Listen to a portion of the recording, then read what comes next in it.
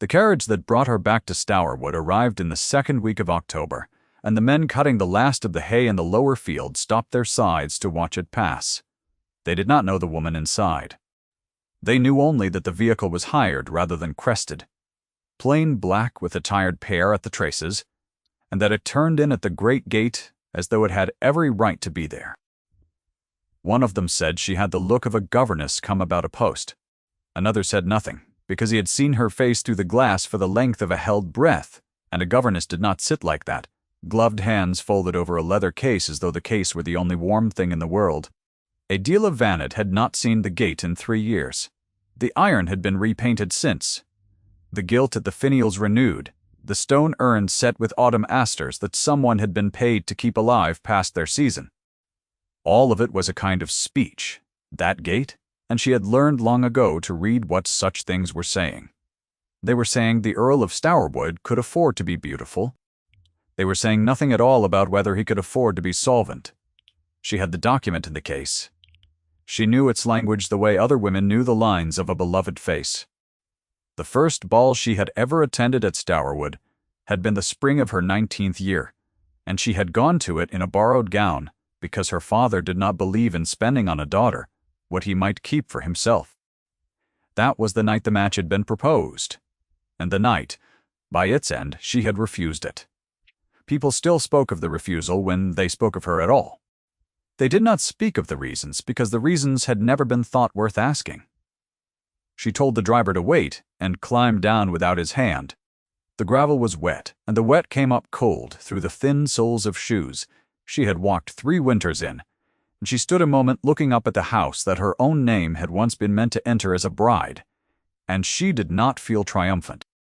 She felt the particular stillness of a woman who has carried a heavy thing a long way, and may, now, at last, set it down. Let her go back, before the case and the gate and the cold gravel. Let the whole of it be seen plainly, because the worth of what she had become can only be measured against what she had been made to lose. Adela had been the only surviving child of Sir Wystan Vannet of Cardingmore, in the county that bordered the Stourwood lands to the north. Cardingmore was a good house gone slightly to seed, 400 acres of indifferent farmland and 1 excellent stand of beech, and her father loved it with the helpless love of a man who has never once understood the thing he loves.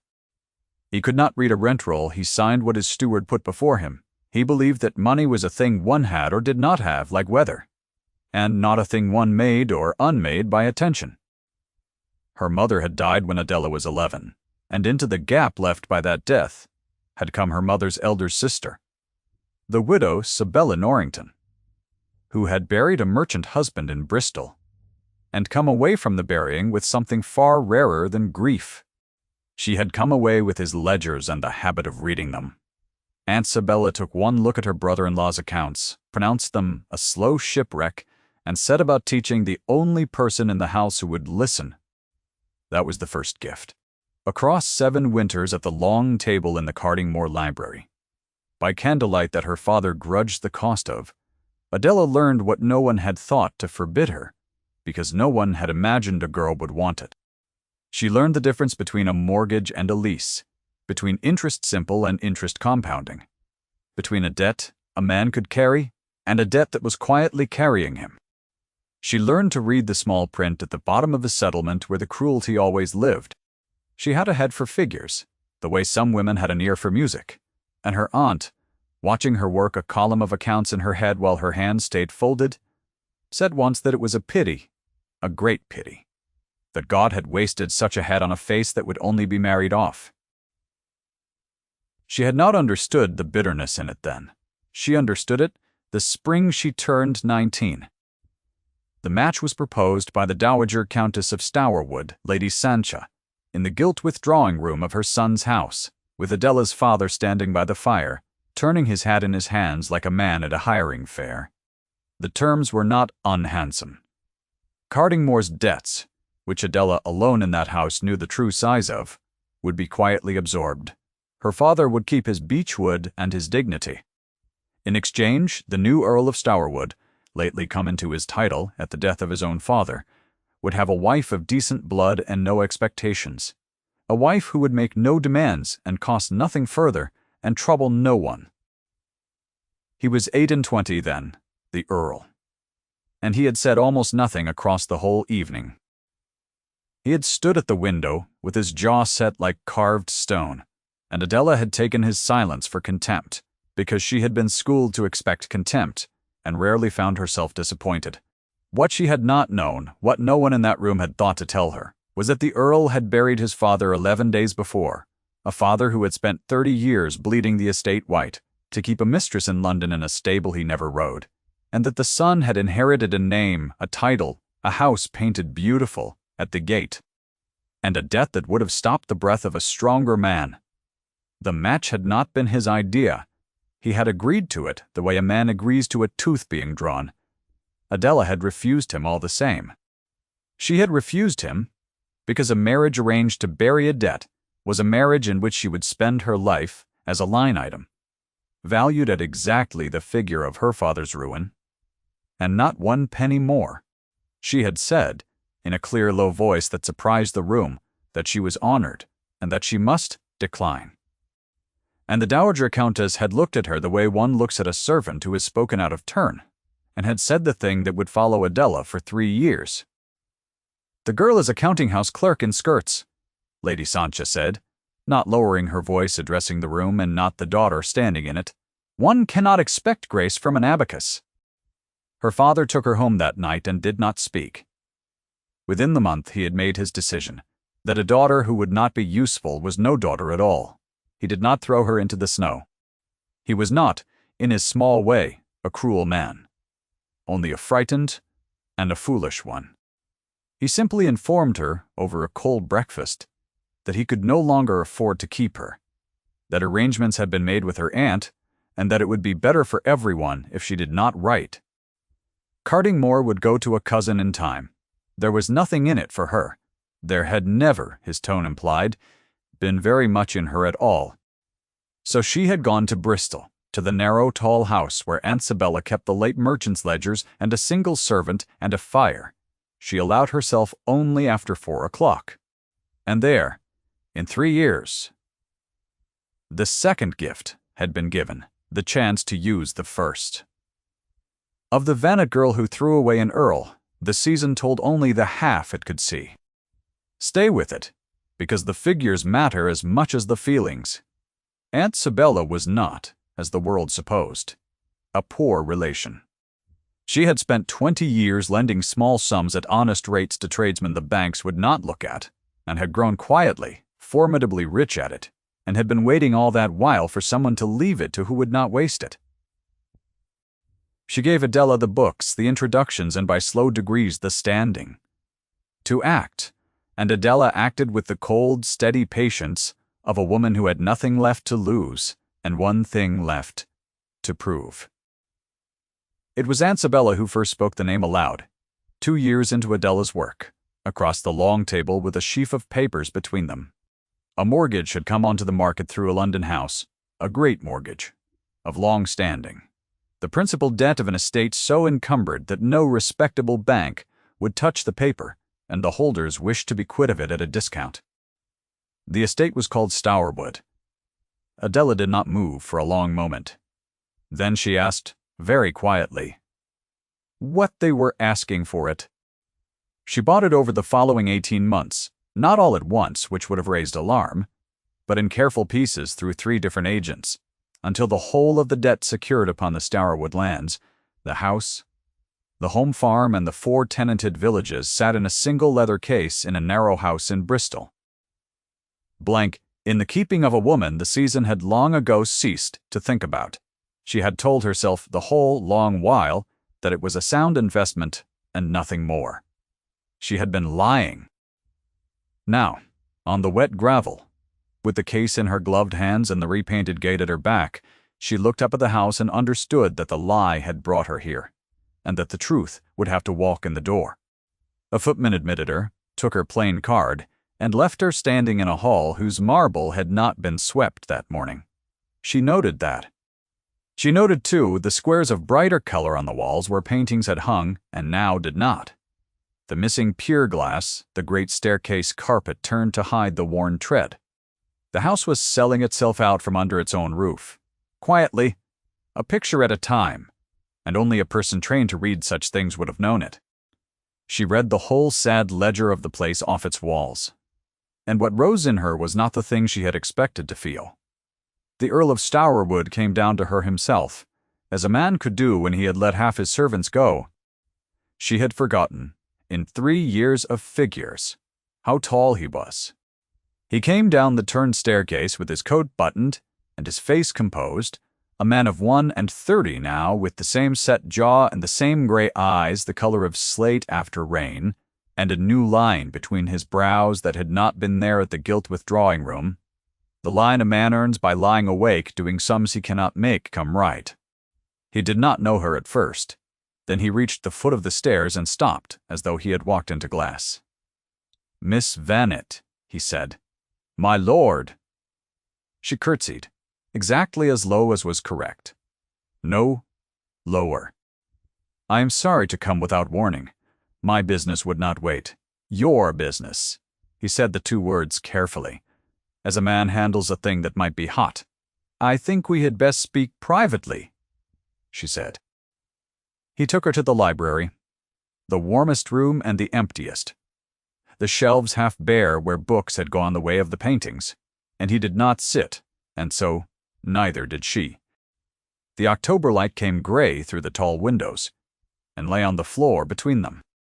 For a moment neither spoke, and in the silence, Adela was aware of her own heart, audible in her throat, and of the absurdity of it, that after everything her body should still answer the nearness of the one man who had ever made it answer at all. She set the case on the long table, opened it, and turned it so the topmost paper faced him. "You will know your own seal," she said, "and your father's hand. This is the mortgage upon the whole of the Stourwood estate. The principal, the accumulated interest, the lot of it. I have bought it.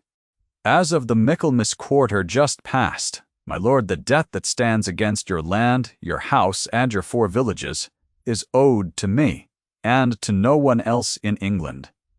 She watched it reach him. She had thought, in Bristol, that she would enjoy this moment, and found that she did not. He did not flinch. He did not pale. He looked down at the paper, then up at her, and for the length of one breath, the composed face was simply the face of a young man who has been holding a great weight a long time and has just been told someone else now holds the rope. "How much?" he said. Not a denial, a question of figures, asked of the only person in the county who could answer it, and she respected him for it. £11,400 and some shillings, Adela said. "I can give you the shillings if you wish them."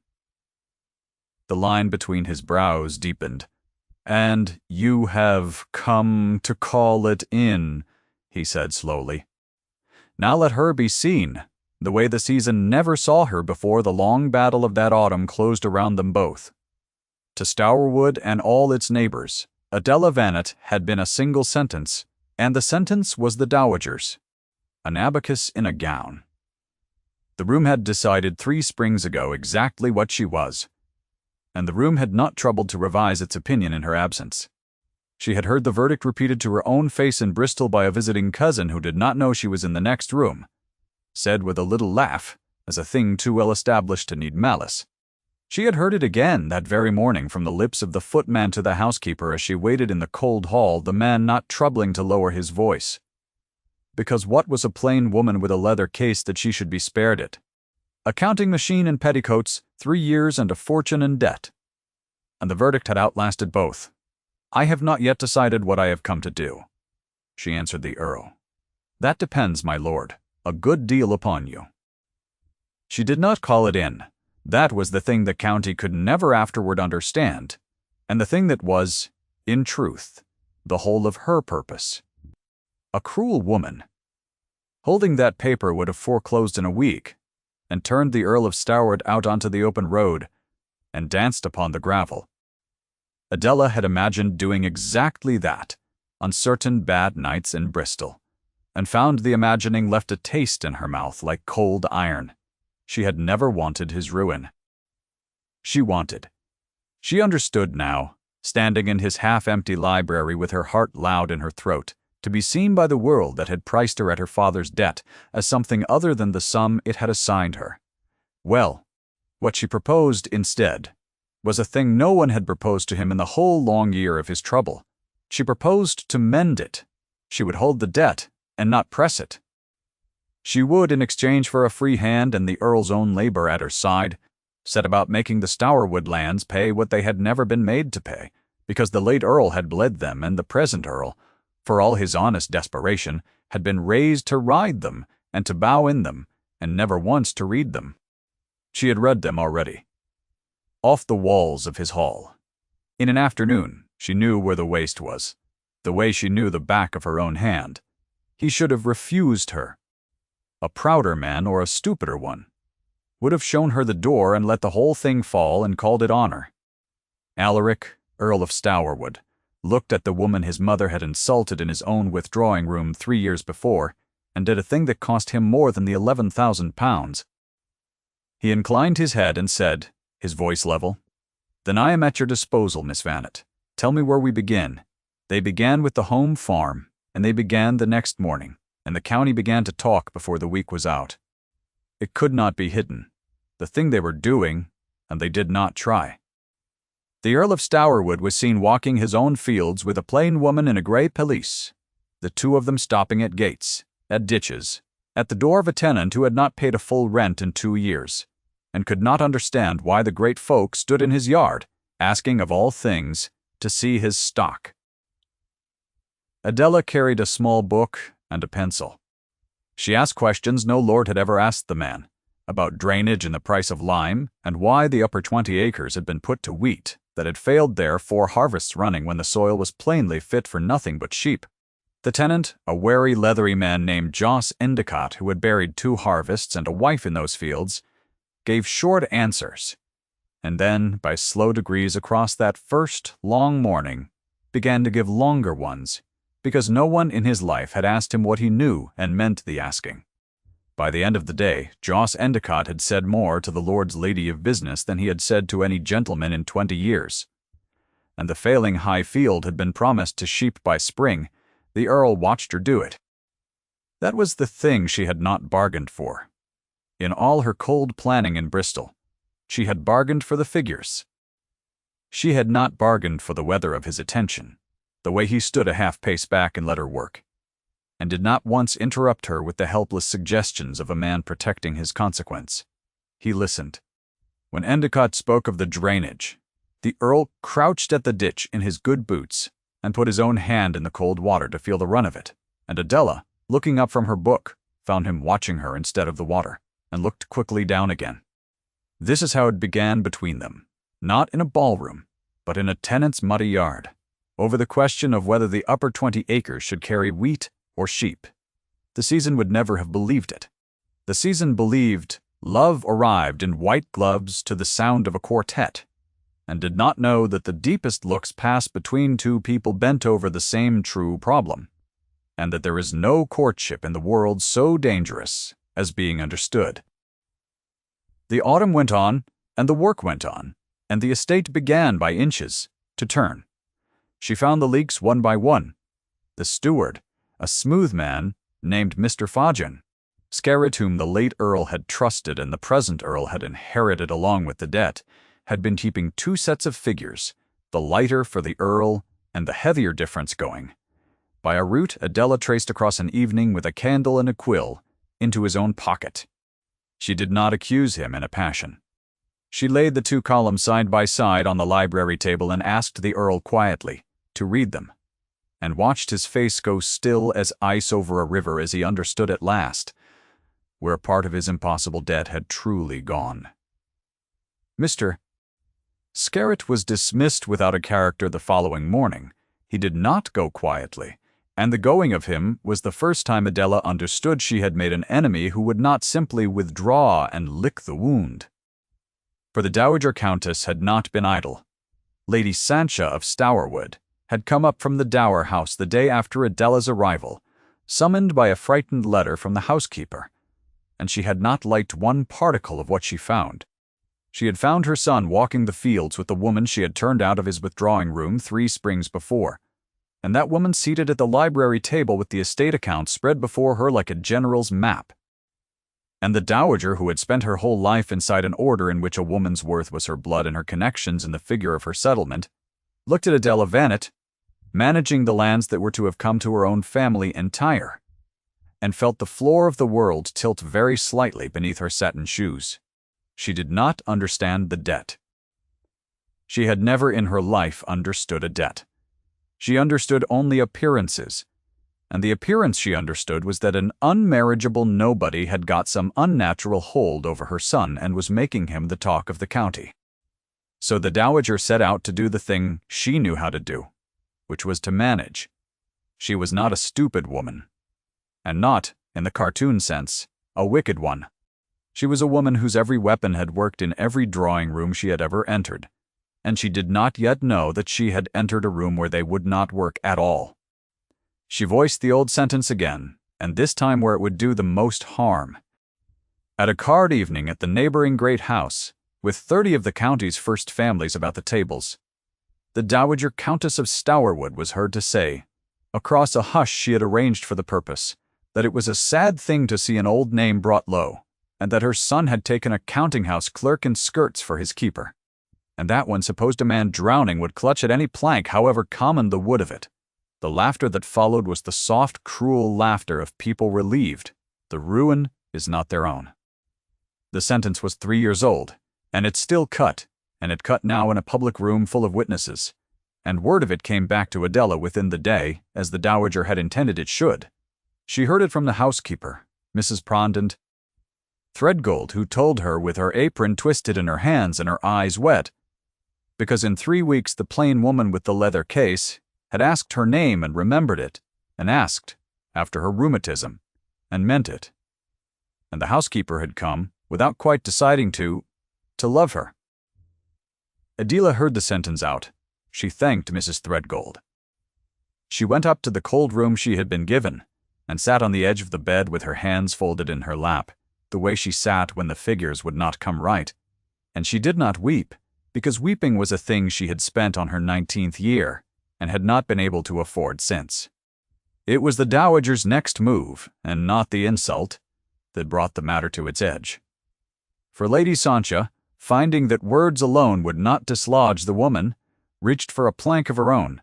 She brought a bride to Stourwood. Her name was Miss Clarice Mardell, and she was everything the order valued. And Adela was not, 24, and golden, and dowered with £15,000 of her grandfather's brewing money made respectable by 2 generations. The dowager had not chosen her for love. She had chosen her for arithmetic, the only arithmetic she understood. £15,000 would not clear the Starwood debt, but it would, the dowager calculated, buy back her son's freedom from the woman who held the paper, and put the order back the way it was meant to be. A proper bride in the drawing room, and the intruder sent home to Bristol. She arranged for Miss Mardell to come and stay, for the engagement to be spoken of as good as settled, and with the cruelty that wore the face of courtesy, for Adela to be present in the house while it was done. The dark of the year came, and the dark of the matter with it, and Adela Vannet, who had walked into Stourwood holding the deed to every acre of it, found herself made to sit far down the Earl's own table and watch another woman seated at the head. It was a dinner the dowager gave in the first week of December, and she gave it for an audience. She had the county and the same families who had laughed at the card evening, and she seated Miss Mardell at her son's right hand in the bright gown and the brewing money pearls, and seated Adela far down among the lesser guests, with the curate and a deaf great-aunt, in the place one gives a poor connection one cannot quite refuse, and does not wish to honor. The Earl had not arranged it. Adela saw, across the bank of candles, that he sat at his own board like a man at his own trial, and that whenever Miss Mardell laid her golden head near his, and laughed her practiced laugh, his face did a thing Adela had learned to read across 3 months of fields and figures. It went still, and the stillness was not contentment. She could not be sure of it. That was the cruelty of the order. that it could make a true thing look like its opposite, and Adela sat among the curate and the deaf great-aunt, and felt the certainty she had built across the autumn begin, paper by paper, to come apart. Come. She had told herself it was an investment, that she did not want his ruin. She had not let herself tell herself the other thing, the dangerous thing, until the moment she sat at the foot of his table and watched a golden girl laid at the head of it, and understood, far too late, exactly how much of her heart she had been spending all the while. The dowager chose the dessert course to speak the sentence for the third time, and she chose to speak it not to Adela but about her, in the form of a report, which was the cruelest of its three settings, because it gave Adela no ground to answer from. She turned to Miss Mardell sweetly, in the carrying voice she had used at the card table, and said that the family had lately been put to the indignity of being managed by a person of no birth at all, a counting-house clerk in skirts, and that she trusted dear Miss Mardell, once she was mistress here, would soon see the woman returned to whatever ledger she had crawled out of. Down the table Miss Mardell laughed, because she had been told her whole life that she was the correct choice, and had no reason to doubt it, and the curate looked at his plate, and the deaf great-aunt asked loudly what had been said, and no one told her. Adela rose. She did it quietly, before the sweet had been removed, in the small lull such an insult leaves behind it, and she made her curtsy to the dowager, exactly as low as was correct, no lower, and she said in her clear, low voice that she found she was tired and would beg to be excused. And she walked the length of that table, past the candles and the brewing money pearls and the golden girl and the man at the head of it with his face gone still, and she went up to her cold room, and there, for the first time since her 19th year, the woman the season had priced and discarded, put her face in her hands and wept. She had decided, by morning, to go. She told herself it was sense. She held the debt. She did not need to live under the roof to hold it.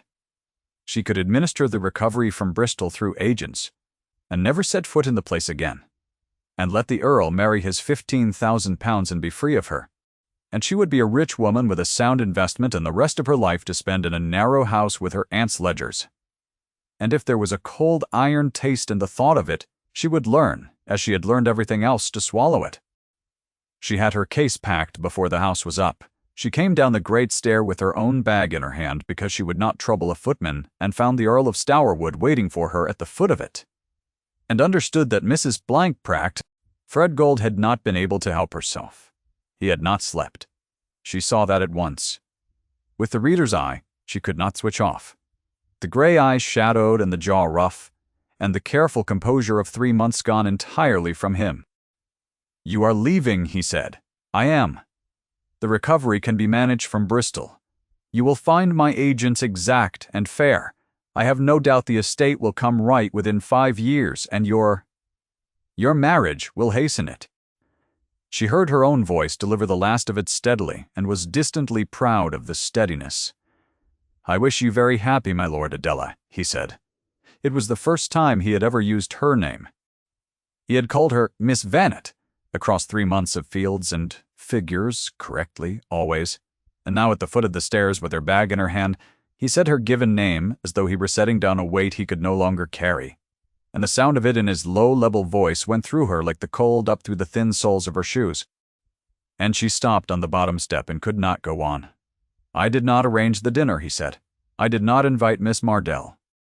My mother did those things because she is afraid, and because she has never in her life been able to count anything but blood. I've let her do a great many things across the years, because I had no fight left in me. I find I have it now." He did not move toward her. He stood with his hands at his sides and his unslept face open in a way she had never seen it, and he said, "I do not want the £15,000. I do not want Miss Mardell, who is a perfectly amiable young woman. I have nothing to say to. I want the woman who walked into my hall, with my ruin in a leather case, and chose, for reasons I still do not fully understand, to mend my land instead of taking it. Stay. Not for the debt. I will pay the debt to my last shilling if you ask it. Stay because I am asking you, as a man with nothing to bargain with, and not as the Earl of anything. Adela stood on the bottom step with her bag in her hand. And the whole cold, careful structure she had built across 3 years, the structure that said this was an investment and nothing more, came down without a sound, the way a thing comes down that was never as solid as it looked. "They will say you married your creditor to clear your debt," she said. It was the last wall, and she put it up honestly because she would not let him choose her in the dark. "They will say the tradesman's pupil bought herself an earl, and you will not be able to stop their saying it." "I do not propose to stop their saying it," he said. "I propose to make them say it in front of the entire county, at the assembly on 12th night, where they may look at it plainly and choke on it. I will not hide you, Adela, and I will not hide myself. Let them count it however they like. I have learned, this autumn, that there are people who can read a thing the rest of us only stare at, and I have come to trust their reading over the counties." She set down the bag. The 12th night assembly was held as it had been held for 40 years, in the great long room at the county town, and the whole of the first families came through the January cold, and the Dowager Countess of Stourwood came in diamonds with Miss Clarice Mardell on her arm, having let it be known that an announcement might be looked for before the night was out. She had not seen her son since the morning he had told her, in 3 level sentences, that there would be no marriage to Miss Mardell, and that she would be civil to Miss Vannet, or retire permanently to the dower house. She had not believed him. She had managed men her whole life. She did not yet understand that the order in which her managing worked had quietly ceased to exist out in the December fields over the question of wheat and sheep, while she was busy arranging a dinner. Adela came late, in a gown that was her own, the first wholly her own she had owned in her life. A deep green silk Aunt Sabella had pressed upon her with the gruff remark that an abacus might at least be a well-dressed one. She came on no one's arm, and came in quietly, as she did everything, and the long room saw her, and the talk dropped by half a tone and then rose again, hungrier, and the dowager, across the floor, smiled to see her, because she believed she was about to win. The Earl of Stourwood crossed the room. He did it slowly and in full view, through the gap that opened in the dancers, the way a gap opens in water before something rises. He did not go to his mother. He did not go to Miss Mardell, who stood ready at the dowager's side in her brewing money pearls. He walked the length of the long room, past 40 years of his family's consequence and the woman who had carried his name his whole life, and stopped in front of the woman the county had priced at her father's debt and found not worth the keeping, and the room went so silent that the candles could be heard to gutter. He bowed to her. Not the small bow of courtesy. The full bow, the one a man makes to the one person in a room who outranks every other. And he held it a beat longer than the form required, so that no one in that long room could pretend they had not seen it. "Miss Vannet," he said into the silence, his voice level and carrying to the farthest wall, "will you do me the honor?" He did not finish the sentence because the sentence did not need finishing. The whole county heard the marriage in it, heard the name claimed and the choice made, and the verdict of 3 springs overturned in a single unhurried walk across a floor. He held out his hand, and Adela Vannet, who had been a single, cruel sentence to everyone in that room, looked at the offered hand, and then up at the unslept gray eyes that had learned across an autumn of fields to read her as she read the world, and she put her gloved hand in his. The Dowager Countess of Stourwood made a sound. It was a small sound, and it was not a word, and across the long room those nearest her saw the diamonds at her throat rise and fall too quickly, and the polished sentences she had armed herself with come apart on her lips into nothing at all. She had brought £15,000 to a contest she had thought was about money, and discovered too late, and in front of everyone, that it had never once been about money, and that her own son had crossed a room to tell her so. Beside her, Miss Mardell, who was not a cruel woman either, only a young one who had been told all her life she was the correct choice, looked from the Earl to the woman whose hand he held, and understood, with a small private wound of her own, that she had been the correct choice for a sum, and not for a man. She was the first, in fact, to recover her countenance. She inclined her head to Adela, a small honest courtesy across the floor, and it was that more than anything that broke the spell of the room and let the breath back into it. The dowager did not speak to her son again that night. She did not need to be humiliated further. The room had done it, gently and completely, simply by witnessing what it witnessed. She went home in her diamonds to the dower house and sat up a long while by a cold grate, and somewhere in the small hours, alone with the figures she had never been able to read, Lady Sancha began at last to understand that she had spent 3 years insulting the only person in England who had loved her son enough to mend his land instead of taking it. It is not recorded that she ever apologized. Women of her order rarely could. It is recorded that in the spring she came to the wedding and was civil, and that once, when she thought no one was watching, she stood a long while before the recovered Stourwood accounts Adela had laid open on the library table, the 2 columns now reconciled into one, and touched the page with one gloved finger, as though touching a language she had heard of all her life and never learned to read. They were married at the parish church, below the home farm, in the last week of April, the Highfield White, now not with failed wheat, but with the first lambs of the new flock, the flock Adela had promised Jos Endicott across a muddy gate in October. The county came, because the county always comes. They came expecting to say the old sentence one last time. The tradesman's pupil who had bought herself an earl, and found to their faint disappointment nothing in the day to hang it on. Only a tall, composed man and a quiet, green-eyed woman who looked at each other across the small church as though each were the answer to a sum the other had been working a long time in the dark. Aunt Sibella came up from Bristol for it, sat in the front pew in her best black, wept exactly once, and afterward took the new Countess of Stourwood by both hands and said gruffly that she had been wrong all those years ago at the long candlelit table. She had said it was a pity, a great pity, that God had wasted such a head on a face that would only be married off. She had been wrong. God had not wasted the head at all.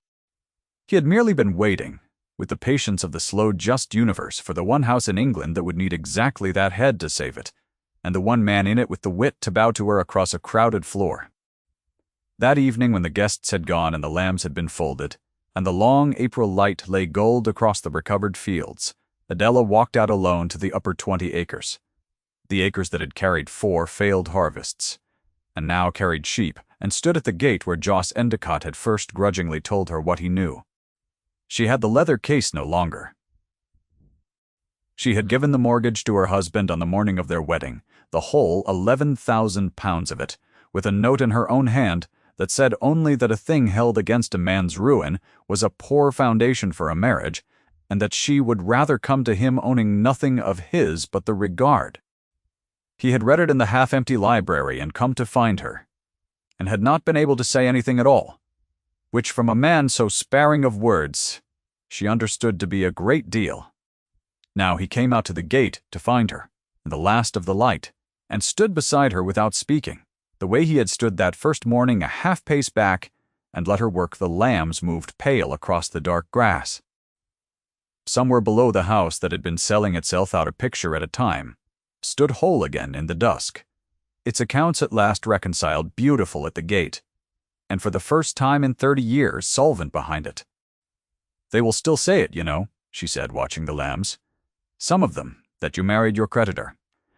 "Let them count it however they like," he said. He had said it before in January, on the bottom step of the great stair, and he said it now the way one says a thing that has become simply true.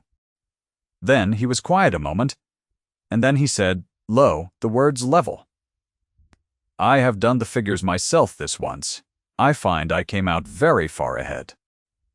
It was the nearest thing to a jest she had ever heard from him, and she turned at the rare sound of it and found him almost smiling in the gold light, and she understood that she would spend the rest of her life learning to read the small weather of that nearly smiling face the way she had once learned to read a rent roll, and that it was the only ledger she had ever wanted to keep.